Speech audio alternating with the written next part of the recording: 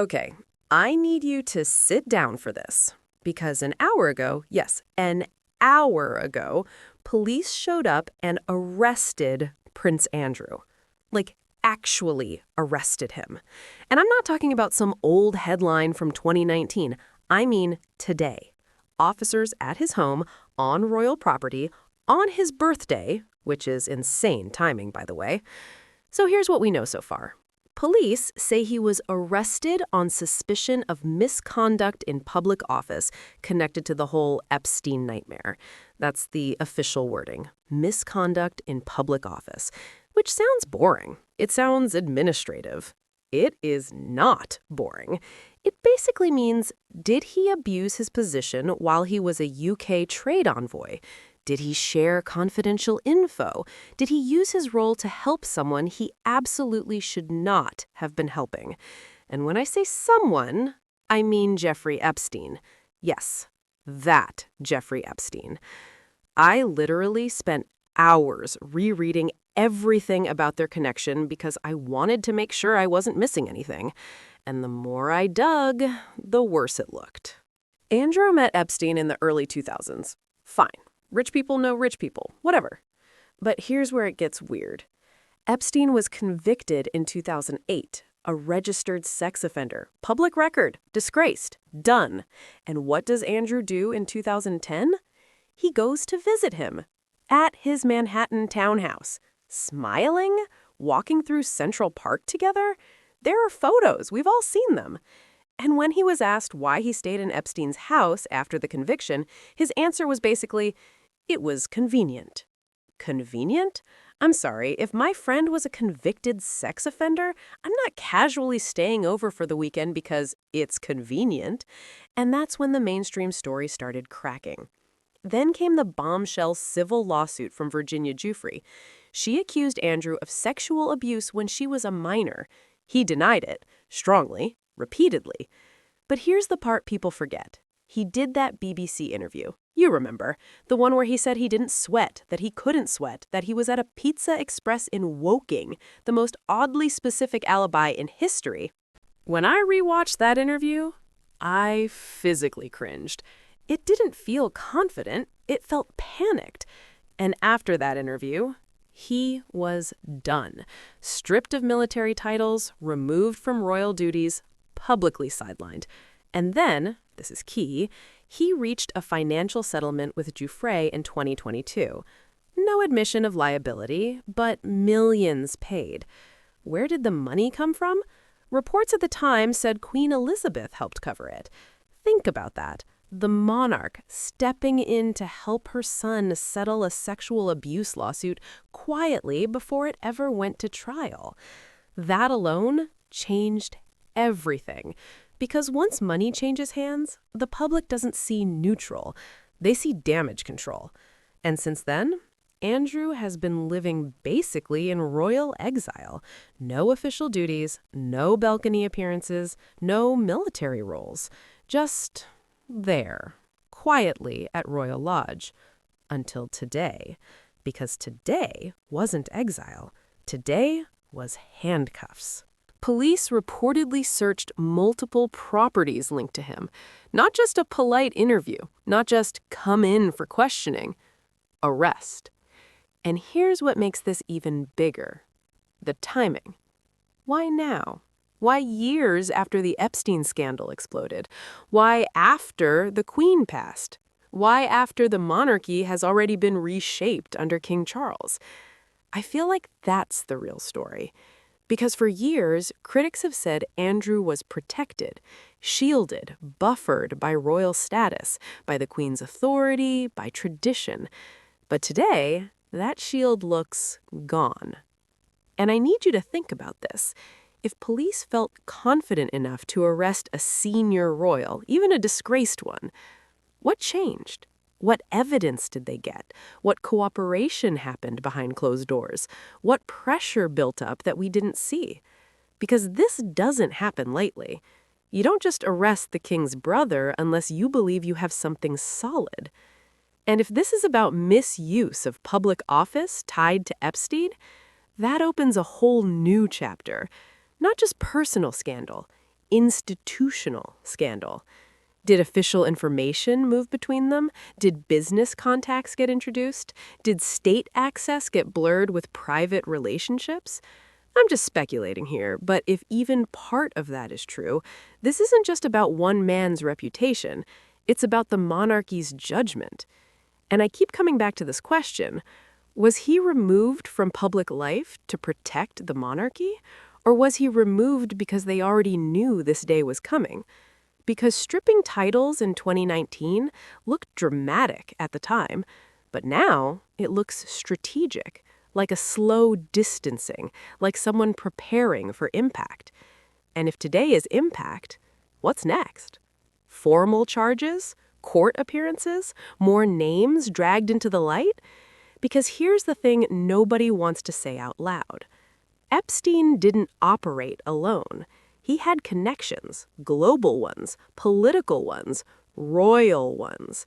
And if investigators are reopening threads tied to Andrew's official role, that thread might not stop with him. So yeah, this isn't just a royal scandal. This could be the moment the monarchy faces its biggest credibility crisis in modern history. And we're only 1 hour into the story. I'm refreshing my feed as I'm talking to you. There are already reports of property searches expanding.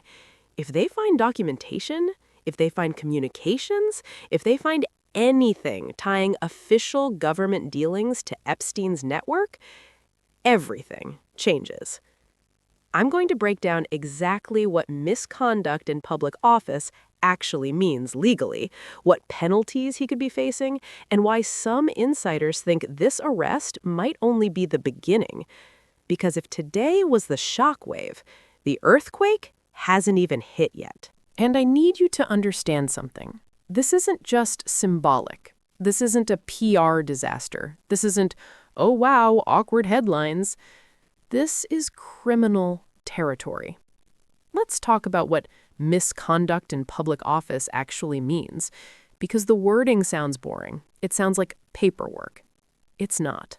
It's a serious criminal offense in the UK. It applies when a public official abuses their position in a way that's so serious it amounts to a criminal breach of trust. Not a mistake, not a bad judgment call, a breach. And Andrew wasn't just some random royal cutting ribbons. He was the UK's special representative for trade and investment for nearly a decade. That role gave him access, government briefings, business leaders, diplomatic channels, confidential economic discussions. Now, connect that to Jeffrey Epstein, a convicted sex offender who somehow continued circulating in elite global networks. So here's the explosive question. Did Andrew use his official role in ways that benefited Epstein? Did information move? Did introductions happen? Did influence get leveraged? Because if prosecutors believe confidential information was shared, even indirectly, that's not just embarrassing. That's criminal. And I keep thinking about the timeline. 2008, Epstein convicted. 2010, Andrew visits him in New York anyway. 2011, Andrew steps down from trade envoy role amid criticism. At the time, it looked like optics, like the palace saying, "Okay, this is messy, step back." But what if it wasn't just optics? What if concerns were already circulating internally? And here's something that's always bothered me. After the BBC interview meltdown, the sweating comment, the Pizza Express alibi, the total lack of empathy, he didn't just take a break. He was surgically removed, military patronages stripped, HRS usage sidelined, public duties gone. That doesn't happen because of awkward PR. That happens when the institution calculates risk. And let's talk about the Queen's reported financial support for his settlement. In 2022, Andrew reached a settlement with Virginia Giuffre. No admission of wrongdoing, but millions paid. The palace framed it as closure. But if you're completely innocent, why settle for that much? I know. Legal strategy, avoiding trial, protecting family. I get it. But public perception doesn't work like that. Public perception says if you fight, you fight. If you pay, you're avoiding exposure. And now fast forward to today. The Queen is gone. King Charles has been modernizing the monarchy, slimming it down, focusing on working royals only. Andrew has been a ghost, living quietly, rarely seen, not trusted with official representation. Almost like he was already separated from the machine before the machine had to protect itself again. And now, arrest. If police searched multiple properties, they're looking for something specific. Documents, devices, financial trails, communications. You don't get search warrants on royal estates casually, which means investigators convinced a judge there's probable cause. That's massive. And here's where it gets bigger, because this isn't happening in isolation. For years, public frustration simmered over Epstein's powerful connections. Politicians, billionaires, socialites, royals. People asked, why does it feel like nobody at the top ever truly falls? Today might be the first real crack in that pattern. And I'm not saying this is a conviction, that comes later if it comes, but the symbolism alone is nuclear. The king's brother in custody, headlines globally, images of police entering royal property, that changes the aura of untouchability. And I have to ask you something. Do you think this would have happened while Queen Elizabeth was alive? Be honest, because whether fair or not, she was seen as protective, as stabilizing, as someone who shielded family at all costs. With her gone, is the institutional loyalty different? Is Charles more willing to let the legal system run its course? Or did external pressure finally outweigh royal influence? And here's another layer that's wild. If this case moves forward, Andrew may have to appear in open court. That means evidence disclosure. That means testimony. That means cross-examination. That means details becoming public record. If communications between him and Epstein exist beyond what we've already seen, they could surface. If business introductions tied to his envoy role can be linked back, they could surface. And once something enters court records, it doesn't disappear. That's why today feels different. Before, it was scandal management. Now, it's criminal procedure. And here's the part that gives me chills. If investigators believe there was misuse of public office tied to Epstein, they may be examining whether other officials knew. Who else was aware? Who signed off on meetings? Who ignored red flags? If Andrew's role intersected with government trade deals while maintaining a relationship with Epstein, that's not just personal misconduct, that's systemic oversight failure. And systemic failures don't stay contained. They ripple. So what happens next? First, formal charging decision. Police can arrest on suspicion, but prosecutors must decide whether evidence meets the threshold. Second, bail conditions, travel restrictions, communication restrictions. Third, potential court dates. And the monarchy? They will likely say they cannot comment on an ongoing legal matter, which is code for distance, hard distance. If this progresses, I would not be shocked if Andrew is completely cut off financially and symbolically to protect the crown, because the monarchy survives on public consent, and public consent has limits. This arrest isn't just about Andrew, it's about whether elite accountability is real. And if this goes to trial, it could be the most consequential royal legal battle in modern history. I keep refreshing. No official charge yet. But the fact that we're even here? That's history.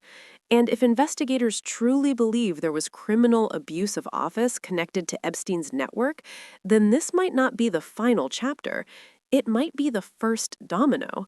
Because once one powerful name is processed through the system, the pressure to follow every thread becomes unstoppable. And if that happens, the monarchy won't just be managing headlines, it will be fighting for survival.